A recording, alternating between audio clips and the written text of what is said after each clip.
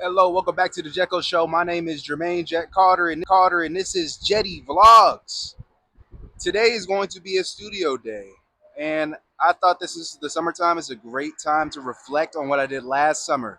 Summer at the Stew, my first residency, hosted by Rose Jaffe, and the documentation here is done by Nick Brengle. This residency was really great for my practice.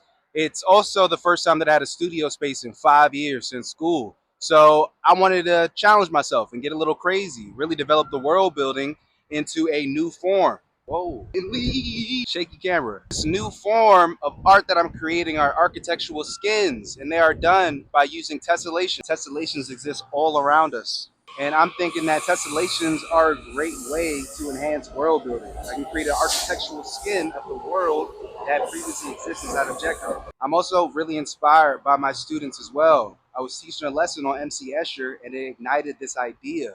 The subject matter of my first tessellation is this boy walking home. When I look back at this painting that existed with me since childhood, I realized that I was the boy in that painting. So essentially, in order to create this form, I needed to create a tessellation of the boy. There are many resources into creating tessellations, but here's one that I found right here that has a community of different artists who shows tutorials on how they came about making that tessellation.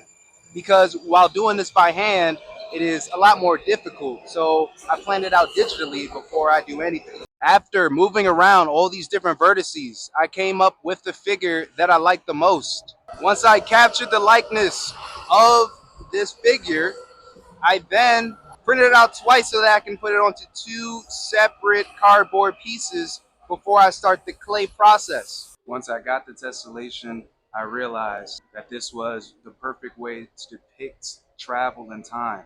A boy moving from the left and then from the right. This is a perfect use of some architectural skin. This is how I'm going to create this world. So now I have these two separate tessellations that lock within itself. It is time to start the clay relief. The clay relief had to be sculpted so that I don't take up too much of the surface.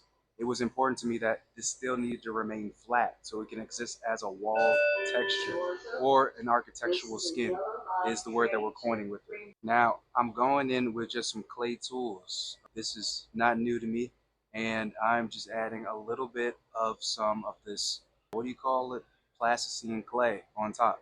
Now once everything is sculpted in, I'm going to add texture.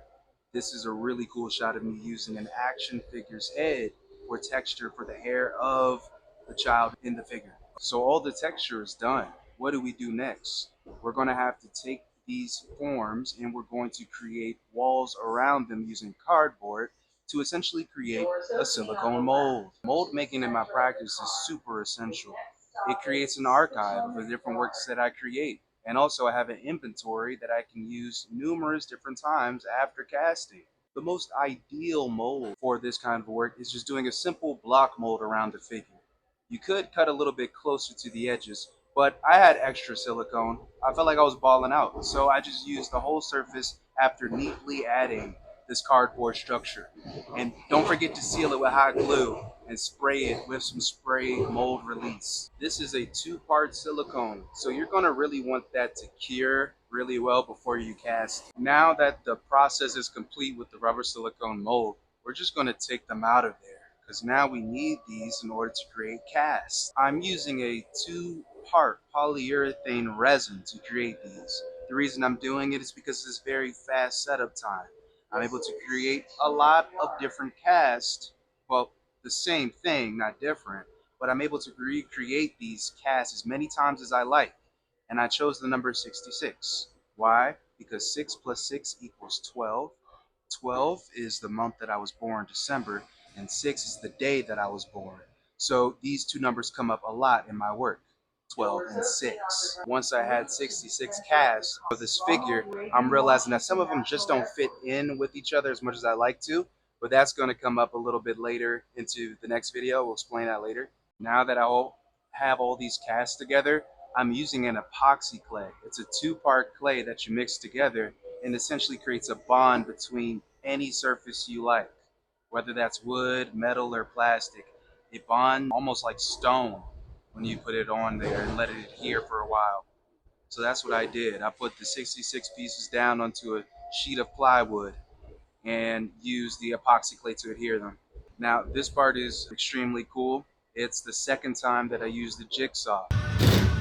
So after everything has cured, I'm just taking a jigsaw and going across the edges of this large tessellated form.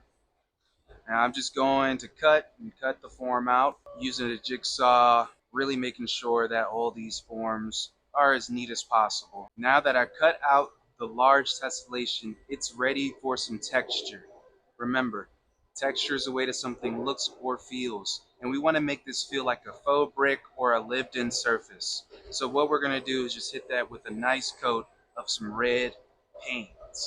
We're using a spray paint first, a matte one to get it matte, and then once it's matted up, we're going to go ahead and take a sponge brush and a regular brush and just tap on some texture directly on top. This is going to be a little bit like erosion.